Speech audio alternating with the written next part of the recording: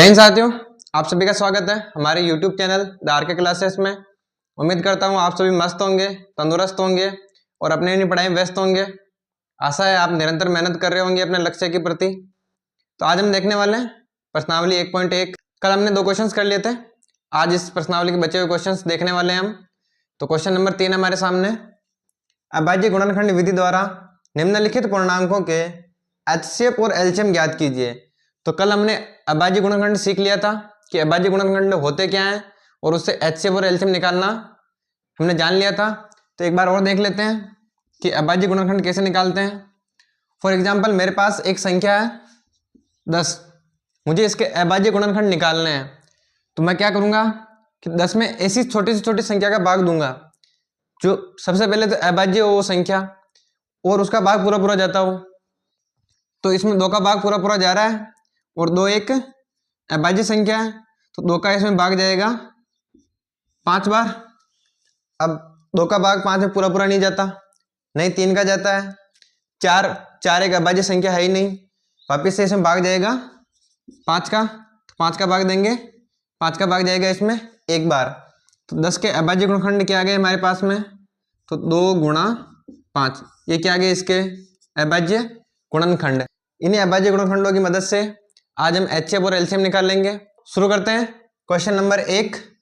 तो पहले तीसरे का पहला हमारे पास में 8, 9 और 25 के हमें एचसीएफ और एलसीएम निकालना है। किसकी मदद से, तो अभाज्य गुणनखंड की मदद से हमें इनका एचसीएफ और एलसीएम निकालना है।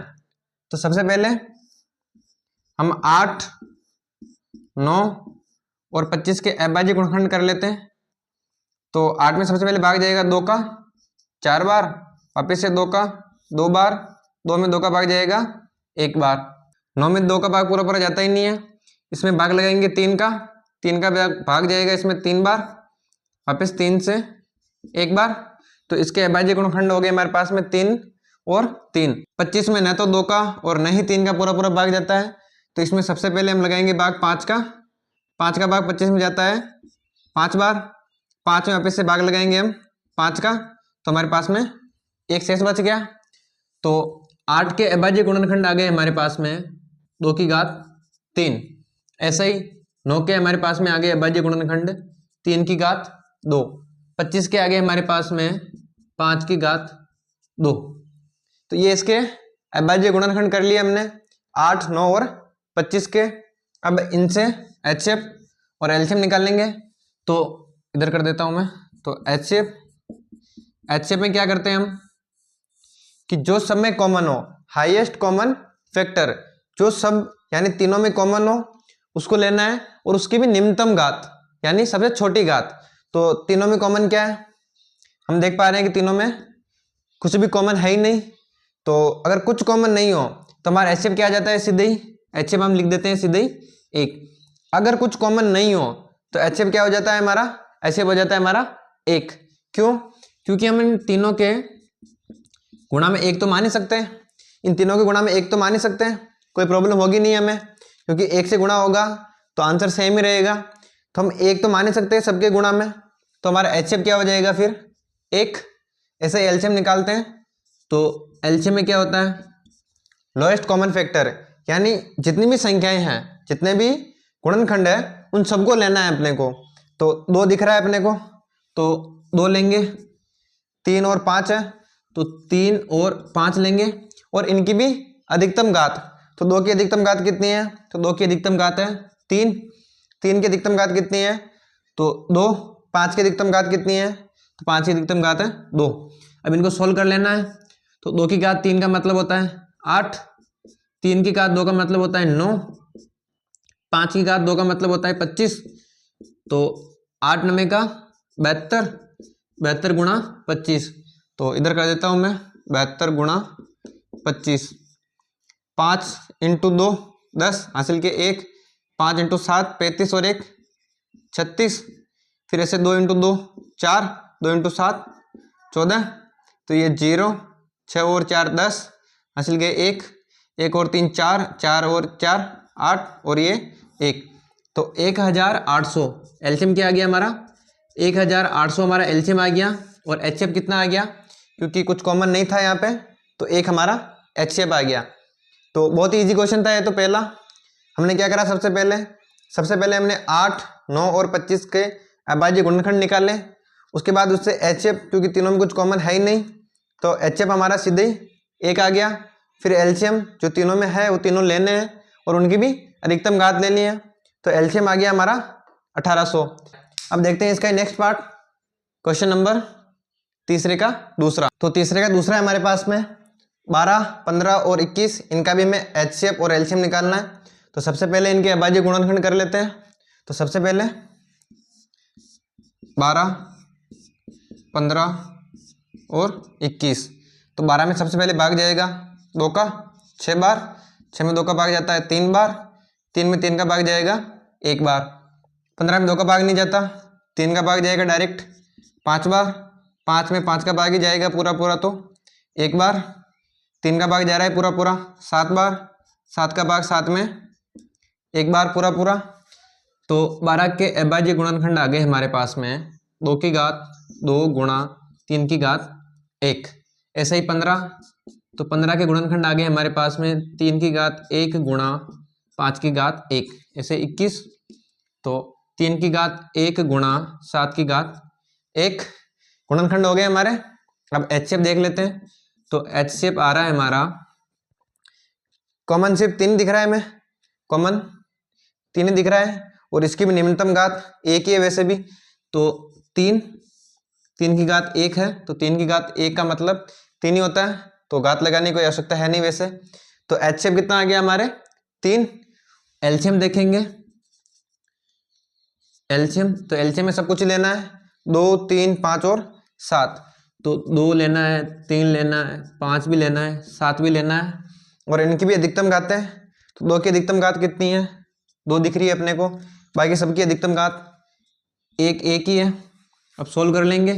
तो 2 की घात 2 होता है 4, 4 इंटू 3 12, 12 इंटू 5 60, 60 इंटू 7 करना है। तो 60 इंटू 7 करेंगे तो 7 छिंग 42, ये आ गए हमारे, लास्ट में 0 लगा देंगे, 7 छिंग 42 और ये 0। तो LCM आ गया हमारा 420। HCF कितना आया हमारा 3, LCM कितना आया 420। वैसे ही करना है, सबसे पहले अभाज्य गुणनखंड, फिर HCF और LCM निकालना है।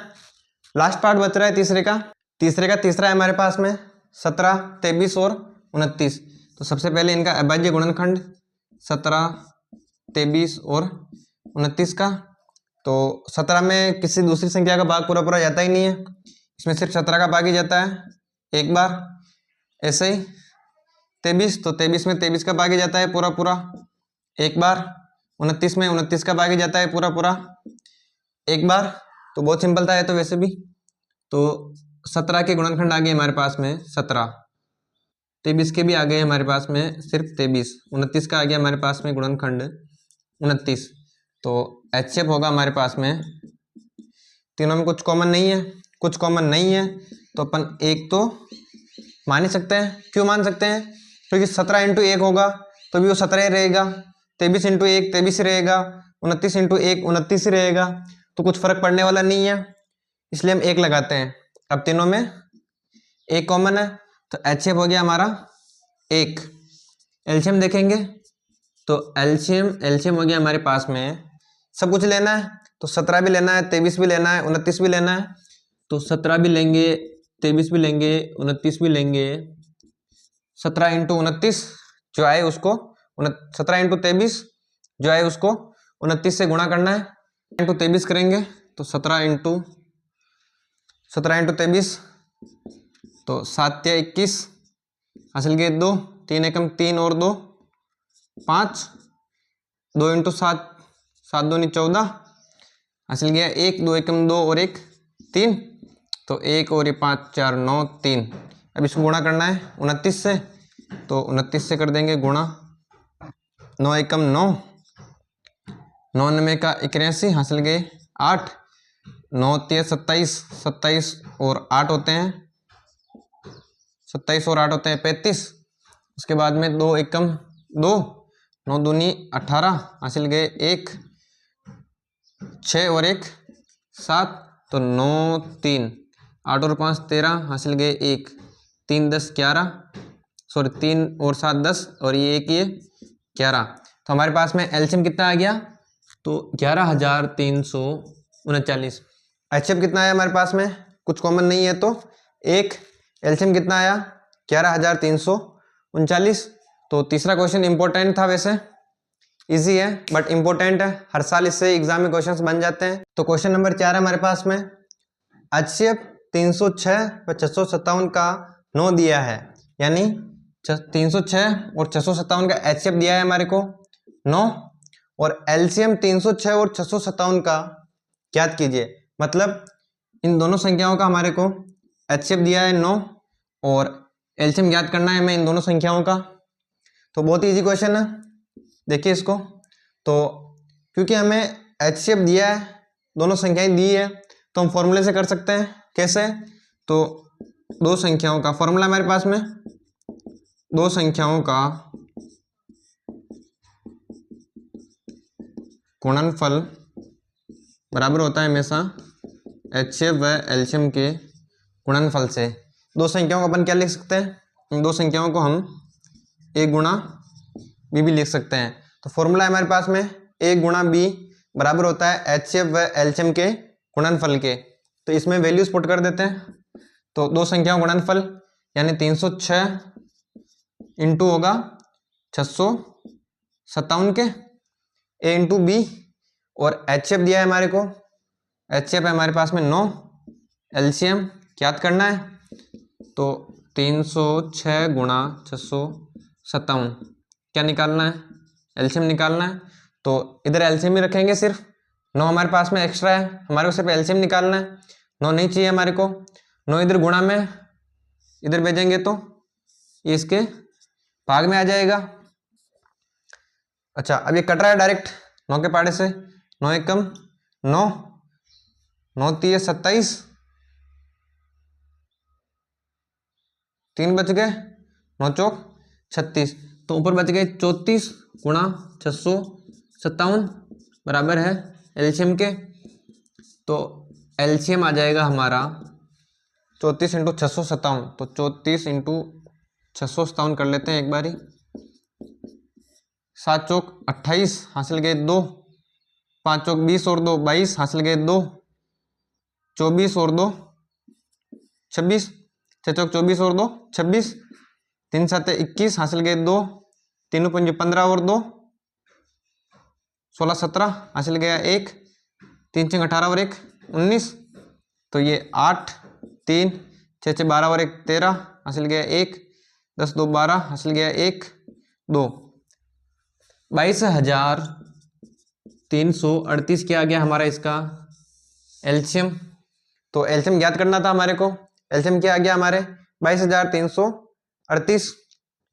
इसे दो तरीकों से कर सकते हैं इस क्वेश्चन को, क्योंकि संख्याएं हमारे को दे रखी है 306 और 657, तो हम अभाज्य गुणनखंड से भी निकाल सकते हैं इसका एलसीएम, क्योंकि इसने नहीं बोला है कि किस मेथड से करो, तो हमारी इच्छा है हम अभाज्य गुणनखंड से भी निकाल सकते हैं इसका एलसीएम। बट एचसीएफ और तीन चीजें दे रखी है, एचसीएफ दे रखा है, दोनों संख्याएं दे रखी है, तो हम फॉर्मूले से भी निकाल सकते हैं, ये थोड़ा सा ज्यादा इजी पड़ता है। तो क्वेश्चन नंबर 4 हो गया। नेक्स्ट क्वेश्चन हमारे पास में क्वेश्चन नंबर 5।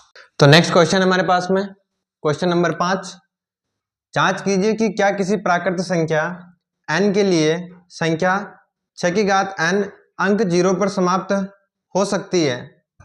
हमें जांच करनी है कि 6 की घात n अंक 0 पर समाप्त हो सकती है क्या कभी। तो सबसे पहले देखते हैं कि देखो 6 की घात n, तो 6 की घात n का मतलब क्या है, और n क्या है यहाँ पर, तो n यहाँ पर एक प्राकृत संख्या है, मतलब जो 1 से शुरू होती है और पता नहीं कहाँ तक अनंत तक जाती है।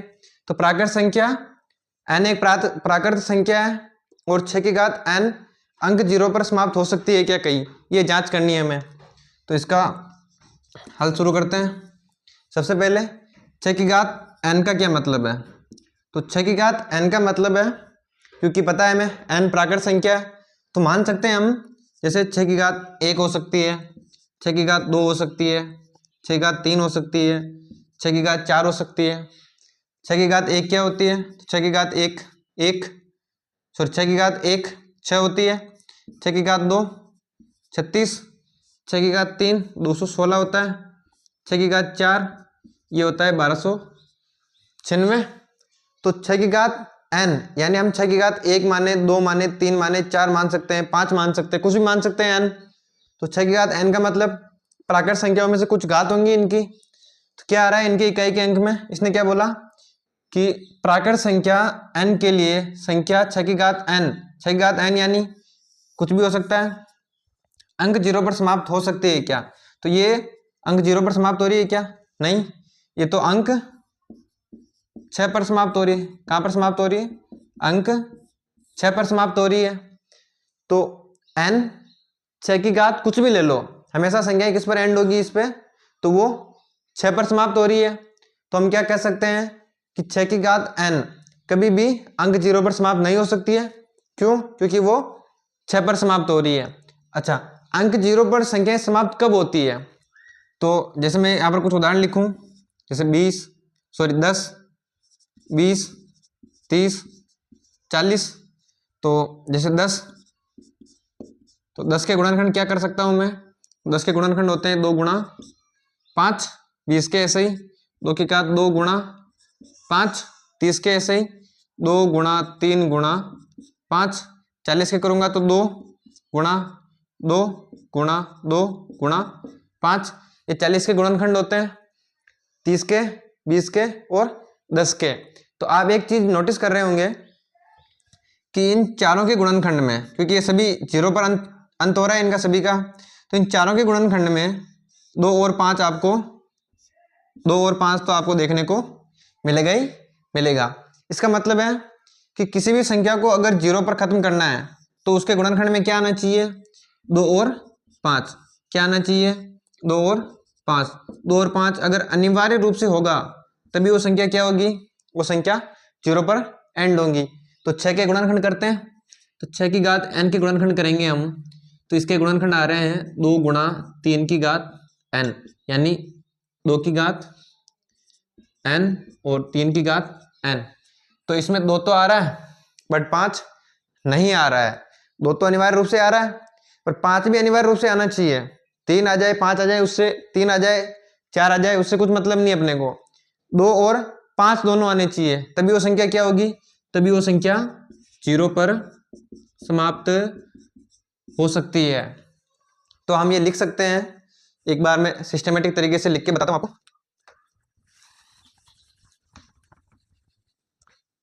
एग्जाम में इसी प्रकार से लिखना है हमें कि कैसे लिखेंगे कि किसी संख्या, या ऐसे लिख सकते हैं,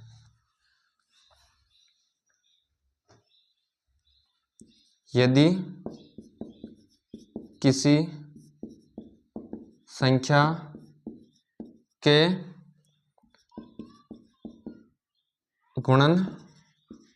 यदि किसी संख्या के गुणनखंडों में अनिवार्य रूप से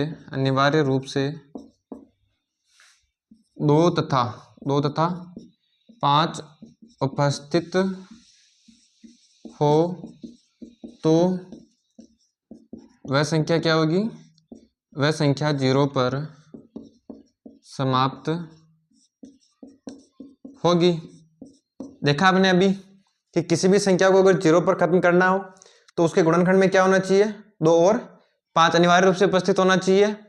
तो 6 के गुणनखंड क्या आ रहे थे अपने? तो 6 की घात n के गुणनखंड है 2 गुणा 3 की घात n, यानी 2 की घात n गुणा 3 की घात n। चूंकि हम लिख सकते हैं, चूंकि 6 की घात n के गुणनखंड में 5, 2 तो आ रहा है, 5 संख्या या 5 अनिवार्य रूप से नहीं है, अनिवार्य रूप से 5 नहीं है, अतः 6 की घात n अंक 0 पर समाप्त नहीं हो सकती। क्या नहीं हो सकती? अंक शून्य पर समाप्त नहीं हो सकती। हमें सिद्ध करना था कि 6 की घात n अंक शून्य पर समाप्त हो सकती है क्या। तो हमने देखा कि अंक 0 पर समाप्त होने के लिए कंपलसरी शर्त है कि उसके गुणनखंड में 2 तथा 5 होने चाहिए। 6 के गुणनखंड में 2 तो आ रहा है, 3 भी आ रहा है, 3 आए, 4 आए, अपन को उससे कुछ मतलब नहीं, 2 आ रहा है।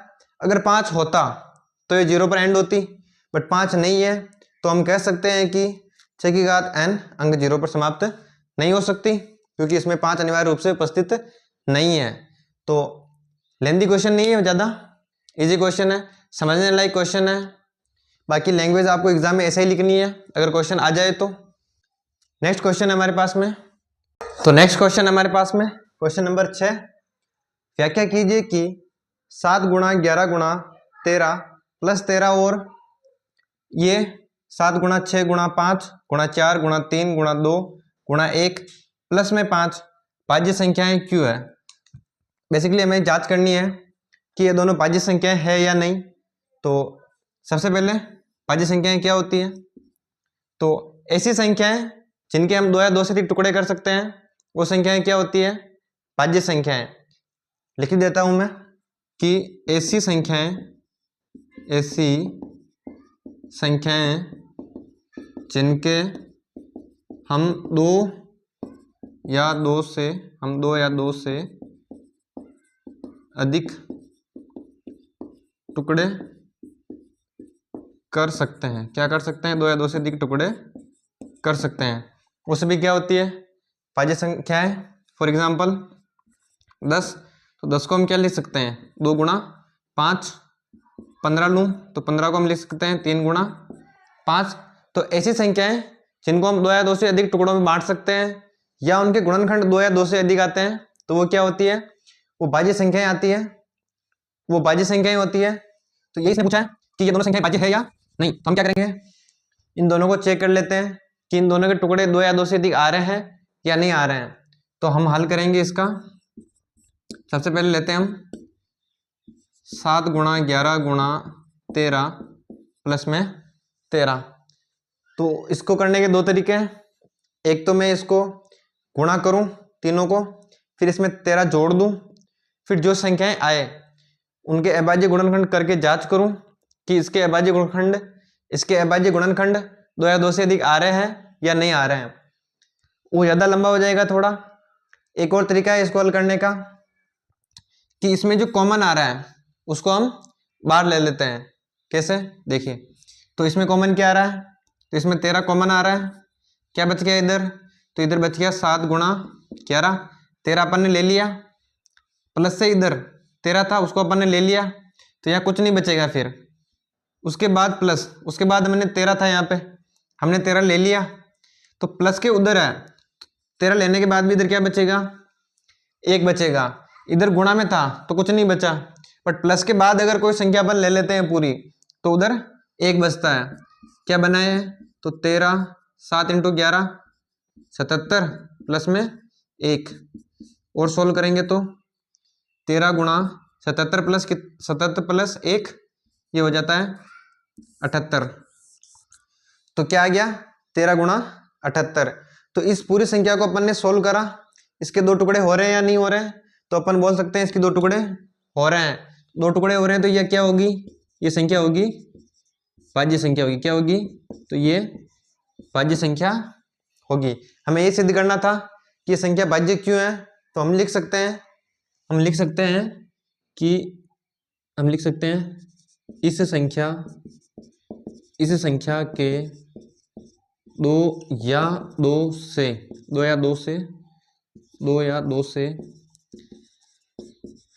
अधिक टुकड़े हो रहे हैं, अतः यह एक भाज्य संख्या है। क्या है, ये एक भाज्य संख्या है। इसी तरीके से हम दूसरी संख्या को भी सोल्व करते हैं। इसी का सेकंड हमारे पास में 7 गुणा 6 गुणा 5 गुणा 4 गुणा 3 गुणा 2 गुणा 1 प्लस में 5। तो इसमें भी ऐसे ही करना है, या तो इसको पूरे को ही गुणा करो, 5 जोड़ो, फिर जो संख्या आए उसके अभाज्य गुणनखंड निकालो और उसको चेक करो, या 2 से अधिक उसके गुणनखंड आ रहे हैं कि नहीं आ रहे हैं। तो वो ज़्यादा लेंदी है थोड़ा, हम आसान वाला अपनाएंगे थोड़ा। तो क्या करना है, इसमें जो कॉमन है उसको कॉमन ले लो। तो 5 कॉमन दिख रहा है अपने को साफ साफ, यहाँ ले लेंगे 5, बचा क्या, तो 7 गुणा 6, गुणा में 5 था अपन ने ले लिया पूरा ही, तो यहाँ कुछ नहीं बचेगा फिर, तो गुणा फिर 4 3 2 1। अच्छा प्लस 5 था, अपन ने 5 ले लिया, फिर भी प्लस के बाद है तो यहाँ 1 बचेगा। अब इसको सोल्व कर लेते हैं। तो 5 कोष्टक गुणा है सभी, तो 7 × 6 42 गुणा 4 × 12, 12 × 2 24 गुणा 1, तो 24 गुणा 1 24 प्लस में 1, तो 5 गुणा 42 और 24 को गुणा करते हैं, तो इधर कर देता हूँ मैं 42 और 24, तो 4 दूनी 8, 4 × 4 16, 2 × 2 4, 2 गुणा 4 8, तो ये 8, 6 और 4 10, हासिल गए 1 1 1 2 और 8 10, कितना बना, तो अपने पास में बना 1008 प्लस में कितना है 1, तो 5 × 1000, 8 और 1 9, तो 1009। इसके भी 2 टुकड़े आ रहे हैं, कितने आ रहे हैं इसके भी 2 टुकड़े। तो हम लिख सकते हैं इस संख्या के 2 टुकड़े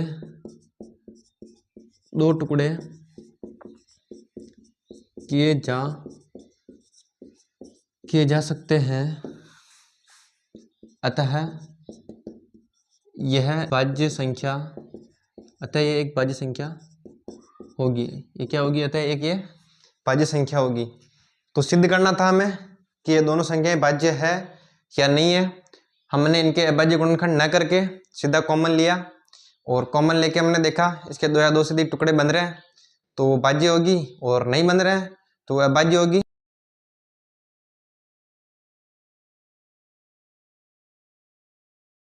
तो प्रश्नावली 1.1 का लास्ट क्वेश्चन है हमारे पास में, क्वेश्चन नंबर 7। किसी खेल के मैदान के चारों ओर एक वृत्ताकार पथ है। इस मैदान का एक चक्कर लगाने में सोनिया को 18 मिनट, जबकि इसी मैदान का चक्कर लगाने में रवि को 12 मिनट लगते हैं।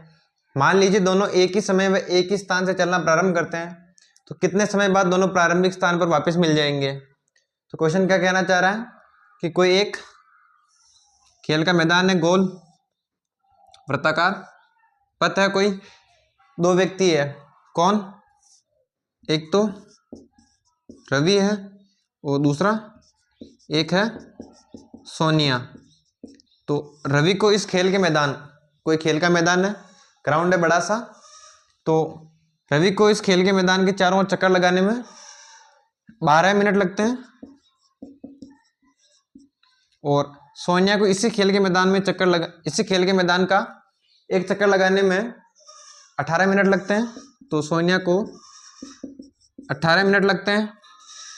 इसने पूछा है कि मान लीजिए दोनों एक ही समय व स्थान से, यानी दोनों मान लीजिए इस बिंदु से, दोनों इसी बिंदु से, ये कोई बिंदु है, यहाँ से दोनों एक ही समय व स्थान से, यानी यहाँ पर एक ही समय से, यानी एक ही समय से चलना या दौड़ना प्रारंभ करते हैं, चलना या दौड़ना प्रारंभ करते हैं, तो कितने समय बाद दोनों प्रारंभिक स्थान पर मिलेंगे। यानी रवि और सोनिया दोनों इस स्थान से चलना प्रारंभ करते हैं, तो कितने समय बाद दोनों वापस इसी स्थान पर मिल जाएंगे। तो हमें बेसिकली ये बताना है कि दोनों कब वापस से दोनों सेम स्थान पर मिल जाएंगे। हो सकता है वो 10 मिनट बाद मिल जाए, 20 मिनट बाद मिल जाए, 30 मिनट बाद मिल जाए, तो हमें ये बताना है। ऐसे क्वेश्चंस को करने का सिंपल सा तरीका है, ज़्यादा दिमाग नहीं लगाना आपको, सिंपल सा तरीका है, आपको सीधे सीधे एलसीएम ज्ञात करना है। तो बताता हूं मैं कैसे करना है।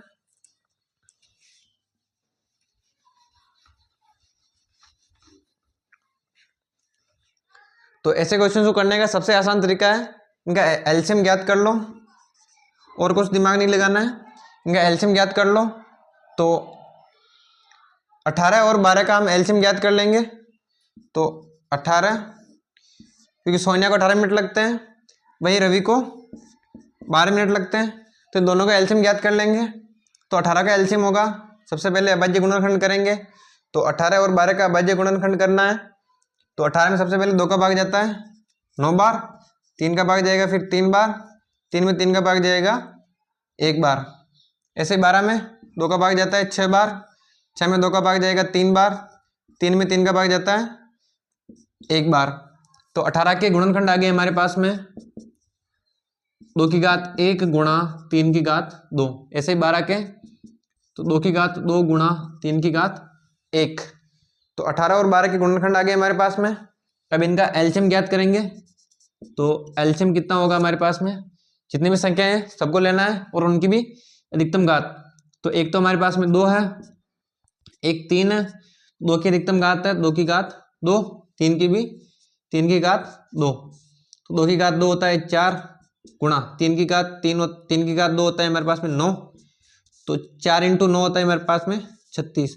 तो 36 मिनट बाद कितने, 36 मिनट बाद तो हम लिख सकते हैं कि अतः, इसी को यहाँ से कि अतः 36 मिनट बाद, 36 मिनट बाद रवि व सोनिया